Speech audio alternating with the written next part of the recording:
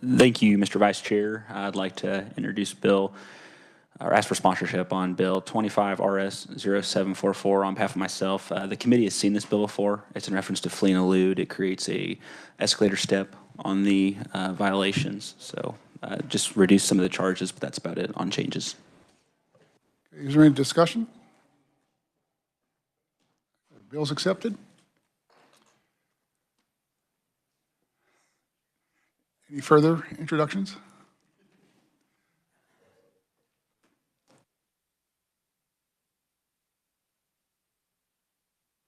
Now it is, though. Good afternoon, Vice Chair Ressman and members of the committee. My name is Brenna Vazosky. I'm with Kansas Appleseed, and I have two requests today. The first is for 25 RS 0733, which is related to prohibiting fines and fees for justice-involved youth. Okay, is there any discussion? Any objections? It'll be admitted. Thank you. And then my second is 25 RS 0778, which is related to eliminating the SNAP drug felony ban. Could you repeat that, please? Yes, 25 RS 0778, which is related to eliminating the SNAP drug felony ban. Okay, is there any discussion? Yes. 25 RS 0733, which is related to prohibiting fines and fees for justice-involved youth. Representative Carmichael. Thank you. I think I know what the SNAP drug something ban is, but could you tell me what that is, please? Yes, so currently there is a ban for those attempting to access SNAP if they have 2 drug felonies. And SNAP, is that some sort of an assistance program? Supplemental nutrition. I'm sorry? The Supplemental Nutrition Assistance Program. Thank you very much. I have no objection. Any further discussion? Any objections? Okay, so we're in. Great, thank you so much.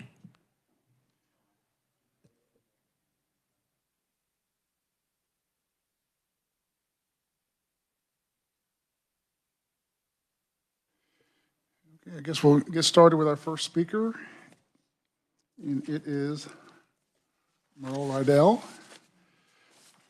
formerly of the Legislative Research, now with the Kansas Highway Patrol. He has a presentation for us. Good afternoon, Mr. Chairman. I should state that the Chairman Lewis will not be here today. He's under the weather, so hopefully he'll be recovering and returning tomorrow, I hope.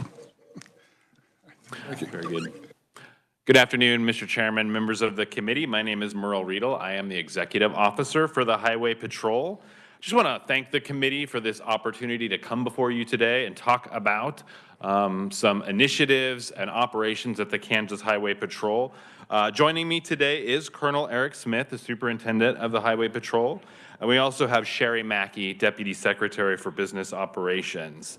So if the chairman will permit, I'll kind of go through this brief, and then the colonel could be available at the end should there be questions for the superintendent.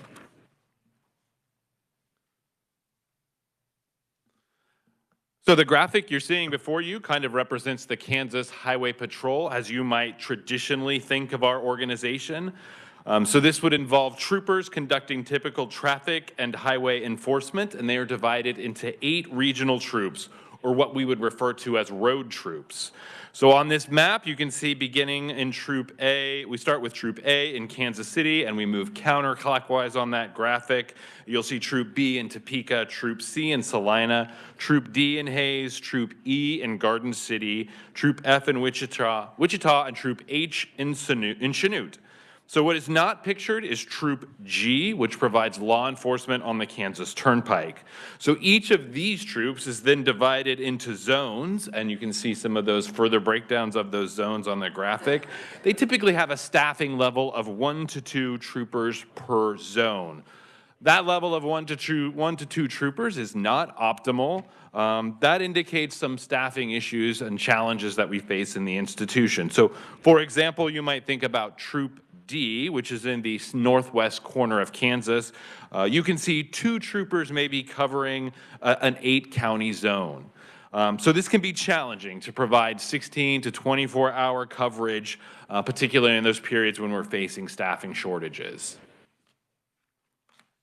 I want to review a little bit about our organizational chart. So we recently reorganized to realign units with similar functions under the same leaderships. So kind of looking at that organizational chart, you'll see units under direct supervision of the superintendent include administrative services with functions like fiscal operations, vehicle fleet operations, human resources, and IT. You'll also see protective services, which includes the Capitol Police, professional standards unit, which investigates allegations of misconduct among agency employees and monitors compliance with professional standards.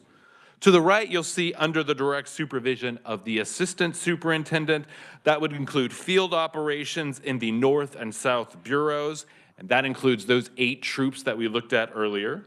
Special Operations Bureau, so that includes Troop J, the Training Academy, Troop S, Special Response Teams, Hazardous Device Units, and Canine Units, and Troop T, the Aircraft Unit.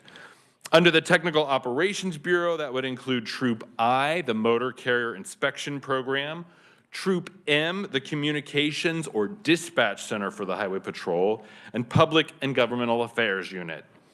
Under the Investigative Operations Bureau, that includes Troop N, Criminal Interdiction and Drug Enforcement, Troop O, Felony Investigative Unit, and Troop V, the Vehicle Identification Number and Motor Vehicle Theft Unit.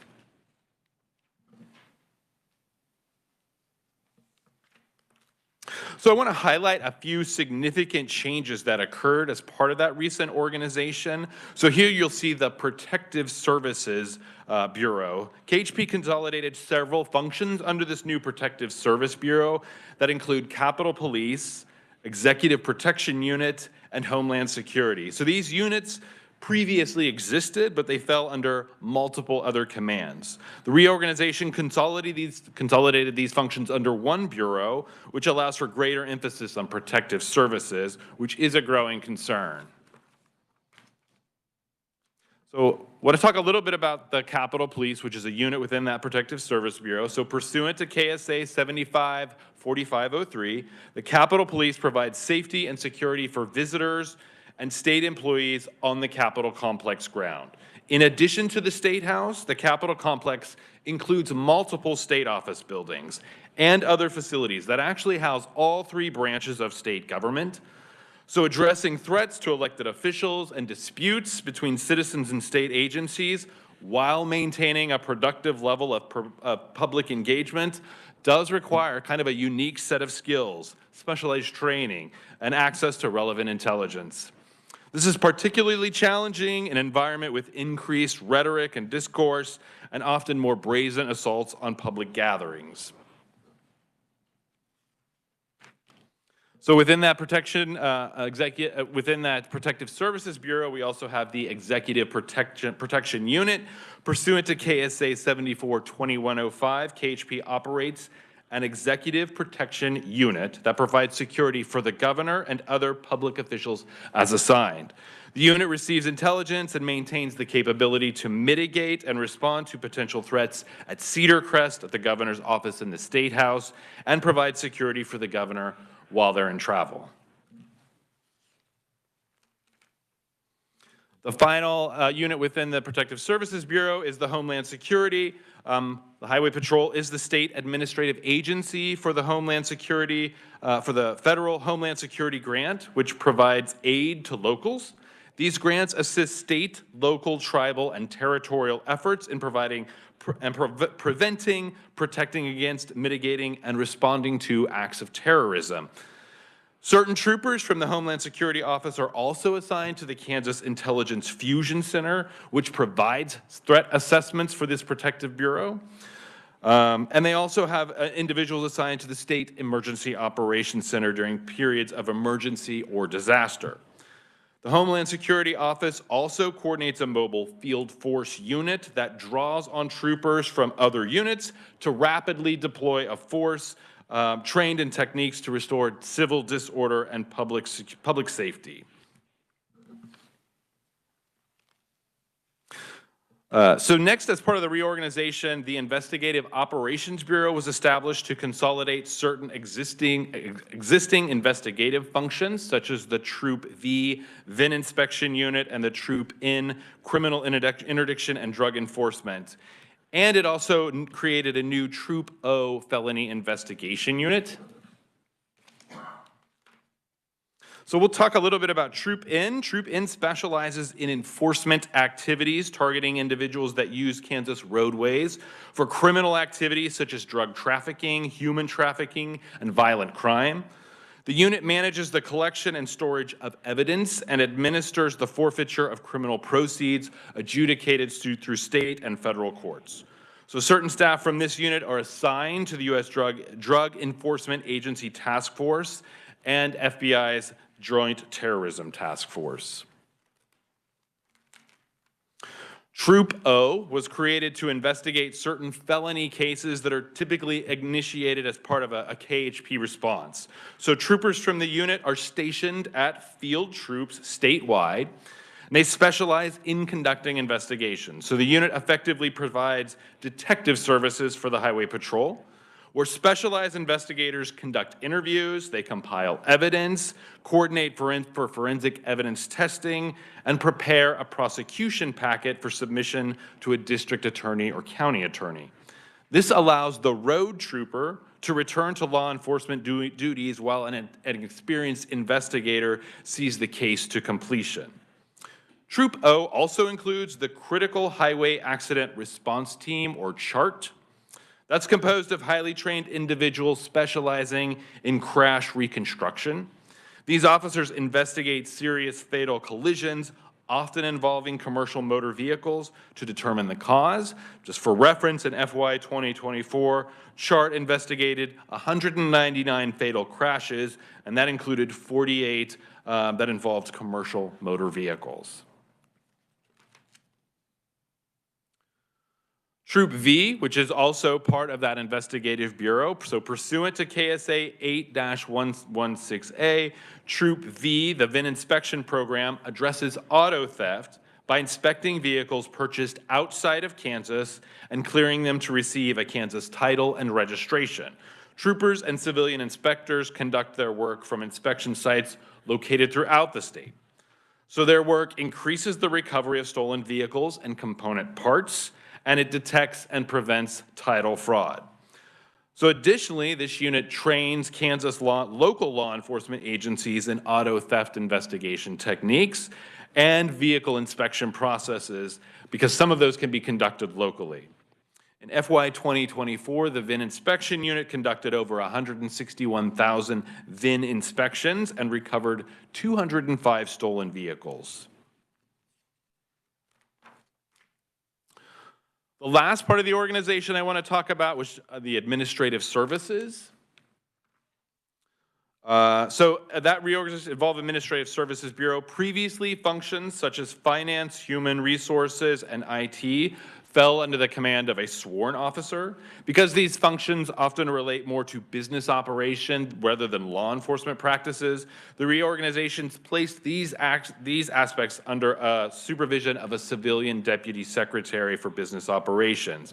So that individual would typically have more knowledge about fiscal matters, contracting, or personnel issues. Further, the Administrative Services added an executive officer position to help to secure resources that might include aspects such as federal and private grant funding opportunities. I want to talk really quickly about some recent successes for the Highway Patrol. So a memorandum agreement in 2024, members of the Executive Command and representatives from the Kansas State Troopers Association negotiated a new Memorandum of Understanding, or MOA, did that in 28 days. I'm told that is one of the quickest and possibly least contentious negotiations in some time. The MOA defines several personnel matters with regard to troopers, including compensation, employee rights, and work requirements. Updates on that MOA included scheduling matters, overtime pay improvements, shift differential, and expanded residency requirements. The agency also established a table of penalties. So in light of adverse personnel actions over the years, KHP's disciplinary policy was updated to include a table of penalties that clarifies the type of penalties that may result from an act of misconduct. That change provides clarity to all parties and enhances consistent application of discipline. So for reference, misconduct might range from use of tobacco while on duty to disobeying a lawful order. And penalties might range from counseling to termination from employment. We also had some success with trooper recruitment. Hiring processes and recruitment efforts were improved to attract qualified applicants. A condensed academy course is now offered to out-of-state law enforcement officers, and a new aptitude test was implemented. Background investigation now involves a third-party platform that allows KHP to easily exchange applicant employment history in a secure manner. Just want to touch one more on salary adjustments. KHP appreciates the salary adjustments approved by the 2024 legislature that address career progression plan compaction for sworn officers and provided incentives for dispatchers. The Career Progression Plan, or CPP, was adjusted to decrease the time required for a sworn officer to reach the maximum step in their pay grade. So a trooper will reach maximum compensation at 16 years of service rather than 21. And I can tell you, after 6 months of implementation, we are definitely seeing positive trends with an increase of 7 sworn officers and 8 dispatchers above where we were at this time last year. Just quickly, we'll review some agency staffing. So as of January 13th, 2025, KHP employed a total of 281 individuals. That includes 466 sworn officers. And those sworn officers are composed of 427 troopers. So that includes trooper trainees all the way up to the colonel. That's 427. 33 law enforcement officers in the Capitol Police, and 6 law enforcement officers in the motor carrier inspection program. So they supervise scale houses and enforce weight requirements for motor carrier vehicles. So at 466 sworn officers, we are down 67 positions, or 13% below our target of 533 sworn officers. We also have 19 uniformed members that serve as Capitol Area Guards. So these individuals are not sworn officers, but provide security and monitoring services for agencies in the Capitol complex that request such services. KHP has 296 civilian staff positions that range all the way from administrative assistant to a criminal justice information system auditor. So we currently have 32 vacancies in the civilian positions, and some of the most difficult positions for us to fill include those dispatcher positions, because that is a pretty demanding role to have, VIN inspectors, and civilian motor carrier inspectors. I want to talk a little bit about our trooper trainee classes. So KHP graduated 29 individuals in 2023 and 27 individuals in 2024. So some recent strategies that were implemented to aid in that recruiting process included, in 2023, the application process was streamlined. We implemented a condensed training academy. So the standard training academy for a trooper is 24 months. And the condensed training academy is 24 months, that's 24 weeks. And the condensed academy is 13 weeks. And that condensed academy is intended for those with prior law enforcement experience. So someone with 3 years of law enforcement experience in Kansas can go through that condensed training academy. We assigned adjunct recruiters to work in the field. In 2024, out-of-state recruitment was opened and marketing campaigns launched in several surrounding states. Also, once a final offer of employment is confirmed, applicants may begin employment at KHP in a civilian role. So sometimes they work initially as a VIN inspector while they await for the start of their training academy class. So sometimes there can be a period of a couple weeks. Would they have come on board, and prior to that class starting, this allows us to gainfully employ them. They gain familiarization with the agency and the law enforcement aspect, and we're able to retain them so they're there to begin that course. Applicants must pass an online exam concerning basic comprehension. They must go through a polygraph, background investigation, a physical agility test, and a psychological test before a final offer of employment is given. So we have seen some trends recently related to our recruit pipeline losses. So a significant number of recruits are lost early in the application process due to a failure to complete or pass that online aptitude test. A significant number fail the polygraph test, meaning they exhibited signs of deception, or more likely, they disclosed qualifying information during that polygraph exam. And many withdraw prior to initiation of the background investigation. So for reference, in 2023, we had 29 graduates, right? That was 29 graduates of a pool of 370 applicants. So that's about an 8% completion rate. So because those pipeline losses are the result of disqualifying factors rather than performance during the academy, it simply means that KHP has to continually work to expand that pool of applicants to a larger degree. I want to talk on local law enforcement assistance. So KHP offers a variety of specialized services, which is intended to provide support for local law enforcement. So some of these services can be training intensive, they can be resource intensive, and for some smaller local law enforcement agencies, this can sometimes exceed their capabilities. And it's beneficial for the Highway Patrol to maintain these capabilities because we can provide them at a scale across the state in which we can maintain skill proficiency.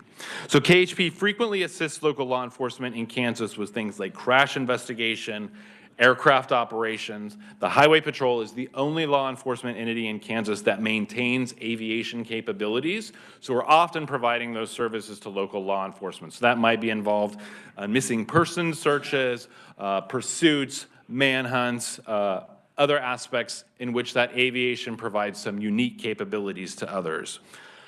We also provide services to local law enforcement that include motor vehicle theft investigation, hostage rescue. We have hostage negotiators on staff for the Highway Patrol, canine operations that might assist in explosive device recovery and disposal. And so those are just some of the aspects that we provide to local law enforcement. I want to talk quickly about some legislative initiatives we'll be pursuing this year. So KHP plans to request legislation for 2 initiatives that would address matters related to public safety and law enforcement. The first is amending the definition of reckless driving. In recent years, KHP has observed an increase in excessive speeding. To mitigate this, KHP would seek legislation that amends the definition of reckless driving to clarify that when a driver travels 100 miles per hour or more, or when a driver travels 35 miles per hour above the posted speed limit, they have committed reckless driving. So this change would not alter existing penalties for reckless driving, but would rather clarify exactly when a driver's speed constitutes the offense. Currently, the language is very general. It simply states something to the effect of those that demonstrates willful or wanton disregard for public safety have committed reckless driving. Reckless driving, this would simply clarify these speed limitations is one element of that reckless driving. We're also pursuing an ignition interlock device manufacturer fee. So KHP seek legislation that would amend statutes to require manufacturers of ignition interlock devices, or IIDs, to pay fees for costs associated with administering the program. So the IDD program involves the installation of breathalyzers in vehicles to prevent individuals from driving under the influence. This was a program, I think, that was originally established under the Department of Revenue, and the Highway Patrol inherited that program within the last 2 years. Administering the program does incur significant expenses for the maintenance of devices, inspections, overseeing customer compliance, ensuring calibration of those items. And this fee to manufacturers would generate revenue to offset the use of appropriated state funds for this program. And Mr. Chairman, that concludes what I wanted to review with the committee today. So I would be happy to stand for questions, or if you'd like, the Colonel can come to field any questions. Representative Mosley? Thank you, Mr. Chairman. I'm going to go back to recruitment. So, and I'm going to use a little bit of like my knowledge of just like military recruitment. So based off like the recruitment age, for every like 10 individuals who would be at the recruitment age, once you eliminate factors like criminal record, drugs that they've like psychiatric drugs that they've taken, education level, you're kind of whittled down to about 2 for every 2% of that, 2 out of every 10 individuals being eligible, really being someone who you can like recruit from. And then when you go into propensity to actually wanting to serve, you get even lower than that. Are you guys running into that issue when it comes to even having a pool of applicants that you can actually recruit from? Yeah, Mr. Chairman, members of the committee. So yes, I would say we are in a similar circumstance in which there are certain qualifications that an individual has to meet to even qualify for a highway patrol trooper. They have to be 21 years of age. They have to be a U.S. citizen, no felony convictions. They're subject to a criminal background search, must have a minimum of a high school diploma and GED. So correct, all those factors begin to disqualify the pool a little bit. And then as we go into some of those aspects like polygraph tests, and physical requirements, that begins to shrink that pool even smaller. So as I mentioned, we may get an applicant pool of 378, but by the time we make it through those aspects, which are really required by statute, that's a very small pool that we can bring on as troopers.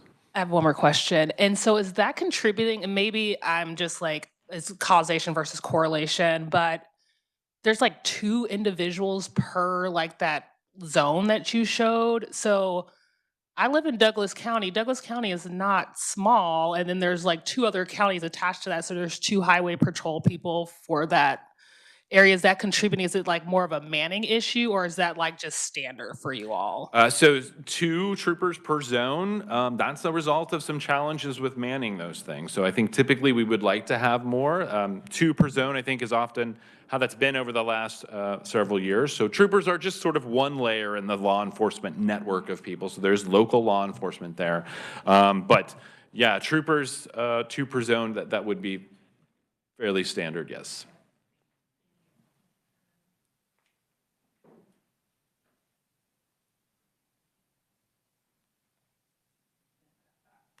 Representative Smith? Thank you, Mr. Vice Chair. Help me out. You got 2 troopers per zone, but you have 3 shifts. So are there 6 troopers in that area?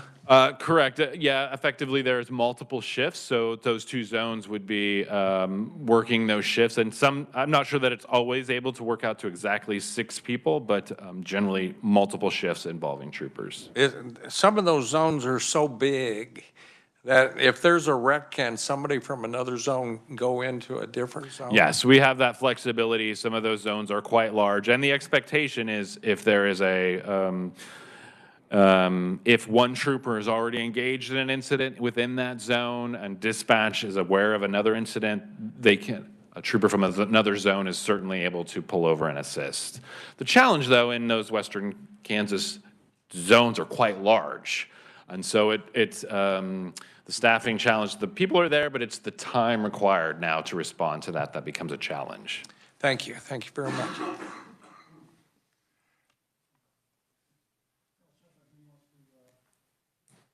Colonel Smith wants to further explain, I guess, the number of manpower they have per zone. Thank you, Mr. Chair. My name is Eric Smith. I'm the superintendent of the Highway Patrol, and there's a little bit of nuance to both of those last 2 questions that I thought I might try to add a little bit of clarity to. The troopers are assigned to a county of residency, not necessarily a zone. There are counties within the state that do not have any troopers in that county, either by residency or by assignment. There are not any zones within the state of Kansas, though, that don't have a trooper assigned within that zone. Your county, for example, Douglas County, actually has 6 troopers that are assigned to that zone. The majority of them live in Douglas County. I think there's at least one in Osage and one in Franklin County, but that zone itself has 6 troopers.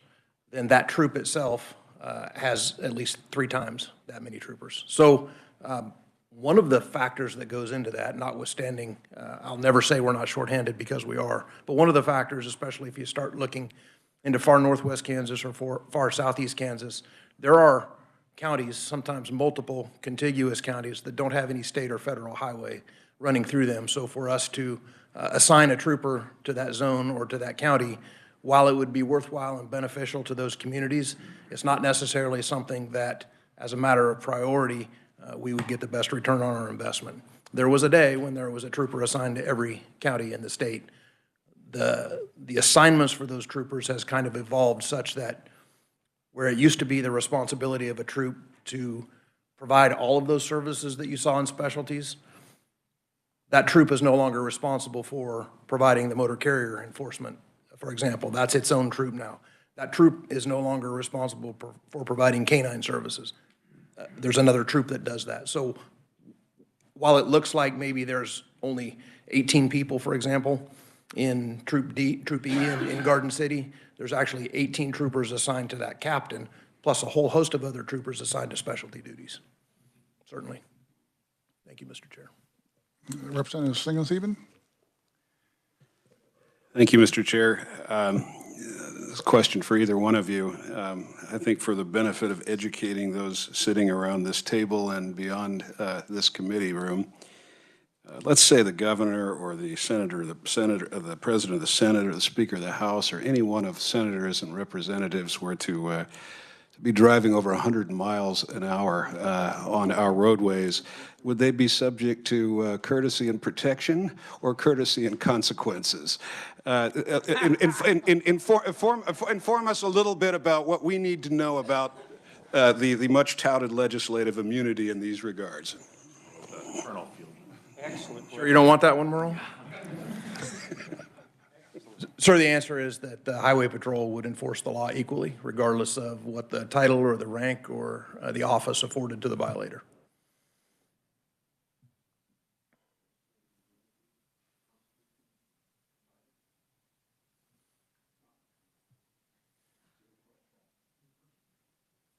Thank you, Mr. Chair. Quickly, you mean the Kansas Highway Patrol does not abide by the legislative immunity granted in the Kansas Constitution? We do. We recognize that. That does not mean you're immune from prosecution. No, immune from arrest or detention.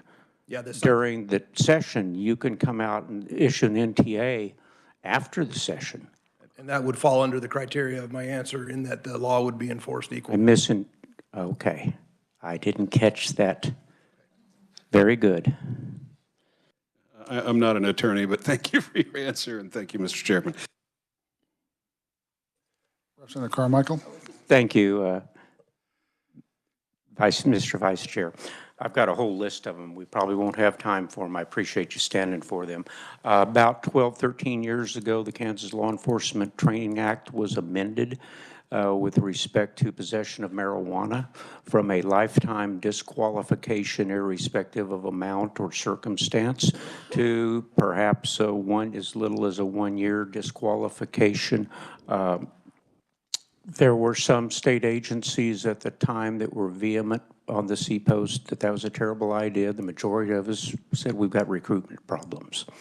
Where is the patrol at today on hiring people who have a past history of drug use, marijuana use, et cetera? Just bring me up to date what your hiring policy is. Well, I'd like to limit my answer to marijuana because that's the one that I'm most familiar with. I do know that there is not a lifetime ban. In fact, there's not a ban, period. There are a lot of analytical criteria that go into that. Some of them aren't necessarily spelled out, but if it was a college student that used it 10 years ago in college, that's not going to be an automatic qualifier.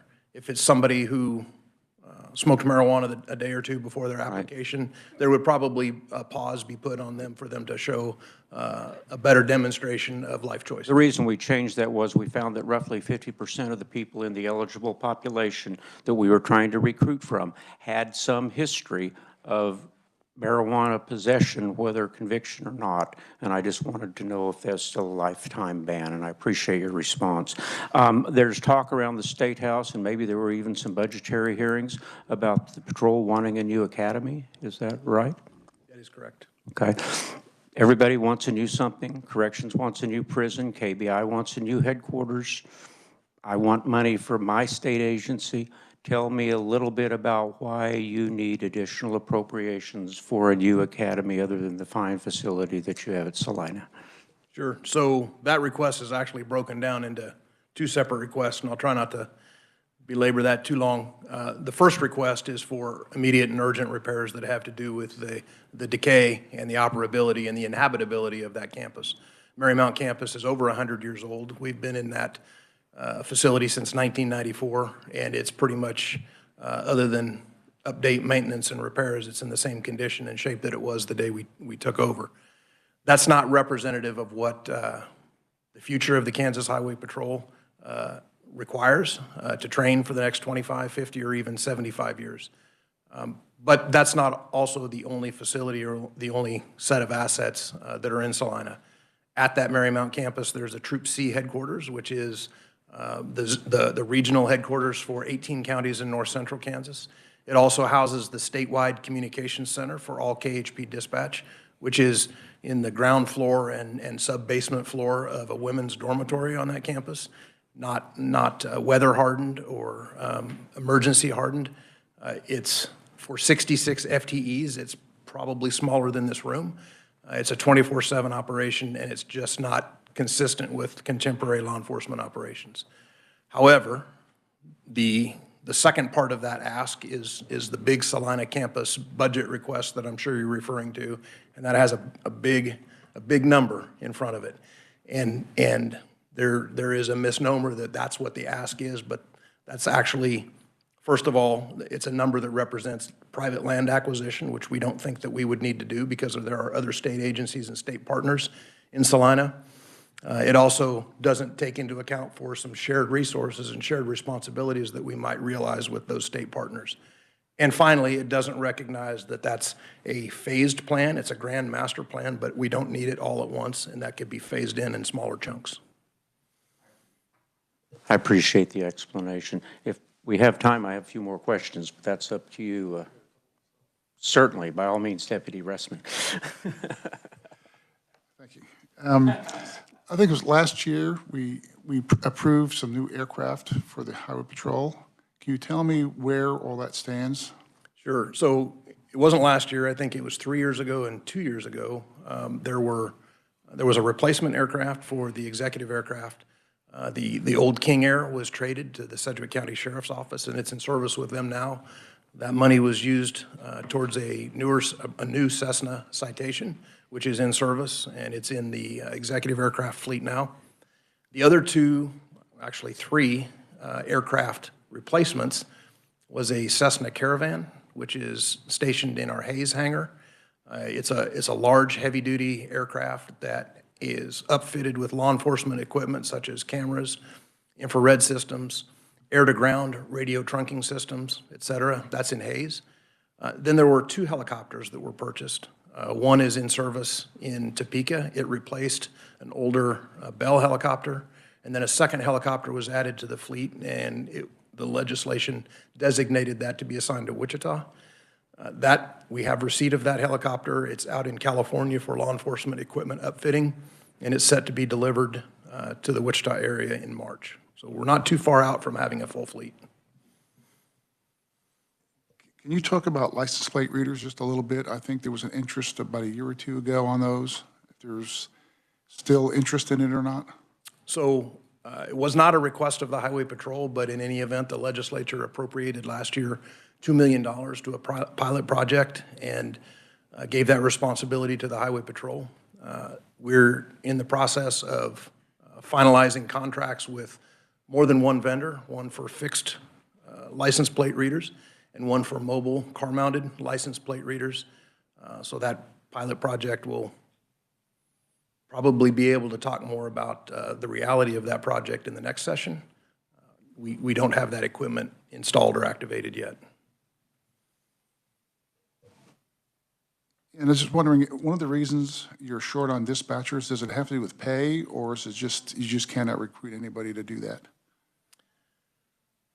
I hesitate to say that it's pay, because the pay increase did afford us some additional applicants. I think there are a couple of reasons, some of which may be speculation, but it's a difficult, high-stress job, and it's also 24/7. So that overnight and weekend schedule is not compatible or really attractive to a lot of folks. There may be an element of a diluted work pool. All of our FTEs are currently in Salina, and those advertisements or job solicitations have been open until filled for some time. Very hard to attract applicants. There just doesn't seem to be much of an interest.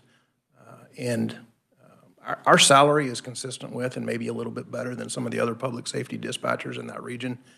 Still not attracting them. So I think it's not unlike what you see in Wichita and Sedgwick County or even Johnson County. Those are just difficult positions to keep in place.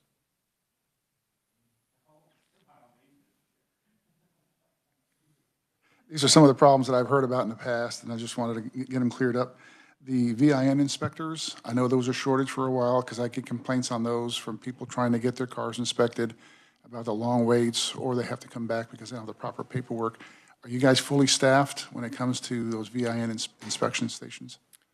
We are not fully staffed, but we've made one improvement, and we think that there's one other thing that may help us in the future. The one improvement that we did make is working with some technology partners in the state of Kansas. We added an online scheduling platform for the Kansas City metro area and the Wichita metro area. So rather than go and sit in a long line around the block, you can schedule an online VIN inspection much like you can a driver's license test or even a license plate renewal through the Department of Revenue or the county assessor's office. So that online technology went into effect, I want to say, in the summer of 2023, and very positive responses to that. Would like to expand on that. There's some other technology measures that we are exploring. The executive officer talked about the designee program. So the Highway Patrol staffs several VIN inspections, but they also delegate that responsibility to police chiefs and sheriffs throughout the state and allow them to charge a fee to do those inspections and send the paperwork to the patrol. We'd like to digitize that. It would make it more efficient for them to collect the information and also to transmit electronically as opposed to on paper form to the tag offices. One of the challenges, though, is the fee for that service has not been increased in over a decade, but the operational cost to perform the same service continues to go up and up and up. So there is a gap between what the fee covers and what the taxpayer needs to pony up for us to continue those operations. Okay. Representative Stingley-Stephen? I just wanted to ask about polygraph testing. It's been a long time since I've thought about these things, but I realize that they're used in application processes and in many law enforcement agencies. How do you have to score on one of those, and what's the error rate? I mean, and how do you figure that out? I mean, in other words, what level of importance does polygraph testing play in the overall recruitment criteria? And how accurate is that? And it's a totally ignorant question on my part, so I defer to you. You're going to get a totally ignorant answer from me as well. No, the polygraph is a tool. It's not a be-all, end-all disqualifier. It detects indications of deception. It also detects significant reactions to questions over and above a baseline. As the executive officer spoke about, oftentimes, and the most significant reason for a disqualification is because either the person being subjected to that test thinks that he's going to get caught and volunteers information on the front end of the exam that wasn't previously disclosed, that they tried to hide and thought they'd better talk about it now. That's an automatic disqualifier. The other thing is in response to the test and in fear of being detected, during questioning, they reveal information that would also be disqualifying. So the biggest reason people fail a polygraph test isn't because they scored a C- or worse, if you will. It's because they said something that disqualifies them. It's because they admitted to a past action that would be a disqualifier had they disclosed it beforehand. They had more confidence in the reliability of the polygraph than maybe even you have. Okay, thank you.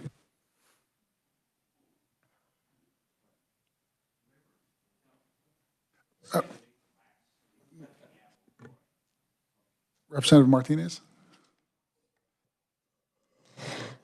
Thank you, Mr. Chair. I'm unfamiliar with the role that Highway Patrol would play with current immigration enforcement, since it's such a big issue right now. Yeah, the short answer is there is no change. We have not changed anything post-election in terms of the way that we operate. Immigration law is federal law, not state law. We do not have the authority to enforce federal immigration law unless there's a change, and we have not seen a change. So prior to the election and after the election, if a trooper encounters somebody who is not a documented immigrant or is not in the United States lawfully, it really is dependent upon what the nature of that contact is. In other words, if somebody was stopped and arrested for DUI and they were also unlawfully in the United States, they would be booked for DUI, and that is it.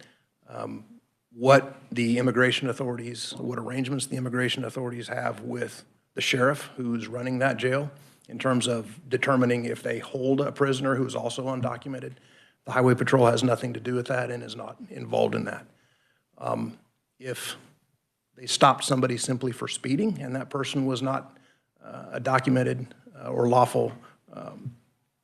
lawfully present in the United States, that person would get a speeding citation and they would go on their way.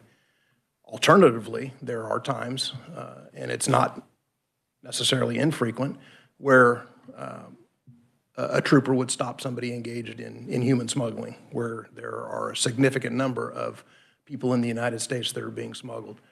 The trooper would notify the immigration authorities, and then it would be up to them whether they responded and took custody and took control of that scene, or whether they didn't respond. The trooper does not have the authority to do anything independent of that. And if a trooper stops someone for a tail light or for speeding, do they have the right to ask the passengers for their identification? If it's for a tail light or speeding, which involves the driver? That's a nuanced response because the answer, unfortunately, is it depends. If the trooper notices other indicators that lead them to reasonably believe that there's more than just a speeding violation or a tag or taillight violation, in other words, that there's other indicators of ongoing criminal activity, then yes, the trooper could ask for identification. But the general rule is that the contact between the trooper and the driver of the vehicle has to be limited to the scope of the stop. Okay. Thank you. Representative Butler? Thank you, Mr. Chair, Mr. Superintendent. To go back to staffing just a minute, do you have many applicants from military installations and, previous military police? And if you do, on that recruitment, do they have to go through the full course, or because if they've had a military retirement, been military police for 20 years, do they go through the shortened course, or is it the long course? Thank you for that question. The answer for a military policeman is they would have to go through the entire duration of the academy. The exception and the qualifier to get into the condensed academy is someone who has a Kansas State law enforcement certification and has held that for 3 years. Do you have any military, previous military on the state police? We do. We have a significant number. And I will just add anecdotally that one of the reasons that number has started to go up is because the patrol relaxed its tattoo policy. Representative Smith? Thank you, Mr. Chair. Going along with Representative's question, when I got my driver's license, I had to take a couple proofs of identification. Is it hard for an undocumented person to get a valid driver's license?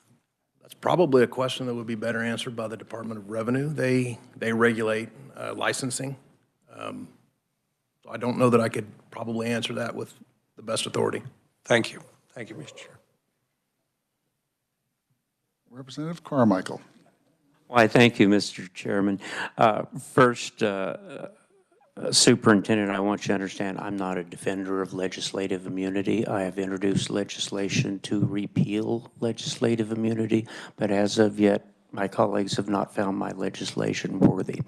I also want to compliment the patrol and you personally on reaching a prompt memorandum of agreement with the troops and resolving, as best I can tell, what has been a long-standing friction between management and workers, or the command structure and troopers on the road. Everyone that I talk to now associated with the patrol is much happier in their jobs, and that's a large part of the reason, and I thank you for that. There are two areas that are still of a little bit of interest to me. Civil asset forfeiture. Last year when we were hearing that legislation, we of course heard from you, we heard from Director Matavy, we heard from others. My general impression has been, based upon prior superintendent's administration and the information that they've brought to us, was that the patrol was somewhat dependent upon civil asset forfeiture for money, whereas perhaps KBI was not as dependent, whereas the Sedgwick County Sheriff claims that he only got $7,500, and I didn't mean that critically. How, if at all, has this legislation impacted your operations? Are you adapting to it? Are your money up, down, or otherwise? Help me with those things. Sure. So the impact has not been negative. If you do recall the testimony that I offered on the House bill, I stood in unanimous support with my colleagues in support of the bill that came out of this chamber. So was not opposed to the reforms that were ultimately legislated. It did require a little bit of adaptability in terms of the timelines to seek the filing of some of those civil cases, but it certainly wasn't impossible, and we understood the need to do so. I think, first of all, we are not dependent on asset forfeiture funds for any type of operation at the Highway Patrol, and it does not supplant any budget item or budget request. The numbers are down. Statistically, the numbers are down. I certainly don't think that the legislation has anything to do with that. The report's due end of the month, I think, or February. Do you have a rough idea how much down you are, how many million you've received? Any information for us, or we'll wait for the KBI to publish it? We'd be happy to send you independently our statistics to this committee if you'd like. Not necessary. I'm a patient man. I always ask about Troop K, and Troop K is still on your website. They're not in the organizational chart. They're part of protective services. I don't even know, should I refer to these people that protect me every day as Troop K officers, or is that, Sure. Yeah. is that gone? No, it's not gone. They still exist. Okay. There are three components to protective services. Gotcha. There's Troop L, which is the governor's detail, Troop K, which is Capitol Police, and Homeland Security and Emergency Operations. So those folks still. My substantive question is that I know that great progress has been made in equalizing the pay for the officers in Troop K and the advancement opportunities for those officers. But as I understand it, the advancement track is still somewhat different, that perhaps some of these officers have a different road to ever becoming part of the command staff or rising above, I think, the rank of captain. But I'm out here where I don't know, but you could help me understand, because clearly I rely on these people to protect me and the governor and everybody in this room, in this building every day. So with respect to the command staff question, as you may know, there has been progress in that over the last year, in that the captain position, the troop commander, the person in charge of the Capitol Police, used to be a trooper. That's no longer the case. That position is from within the ranks of the Capitol Police. There are ongoing discussions within the agency about the future of Capitol Police as it relates to the lateral transfer opportunities. One of the challenges that we face is that there are a large number, I wouldn't say a large number, there are a number of Capitol police officers who have not been trained the same nor gone through the same academy. That's changing over time and through attrition because effective 18 months ago, any new hire into the Capitol Police goes to the Highway Patrol Academy. We have seen multiple instances, I can think of 3 just in recent months and years, where because they did that, they're eligible and have laterally transferred from Troop K out into another field troop and road troop. How that continues to evolve in the future remains a priority for this administration. We discuss that routinely. In fact, there is a draft plan that is under review right now to make some of the changes that you speak of. Mr. Chairman, I could talk to the superintendent all afternoon, but I know he's a busy man, and I am not. But thank you for your patience with my questions. Representative Stephen. Come back to my favorite topic we've discussed before, and that is it or is it not possible for a part-time guard here at the Capitol building to get a retirement card and to buy their service revolver upon retirement? So just a distinction, there's a difference between a Capitol area guard who is a civilian and a part-time police officer who is a sworn law enforcement officer, just like the full-time law enforcement officers. The civilian Capitol area guards who are not uniformed, the answer is no, because we don't commission them and they're not authorized to carry. But for the part-time folks, the answer is yes, they can still do that. Okay, because I know we put it into appropriations the last 2 sessions, and we no longer need to do that? You no longer need to do that. There's policy that reflects the will of your bill. Thank you, sir. I appreciate it. Thank you. Any other further questions? Colonel, thank you for taking the time to be here today and answer all our questions. And Thank you. Always appreciate the opportunity to highlight the work that the men and women at the Highway Patrol are doing, so thank you again. Thank you. Are there any questions for Merle?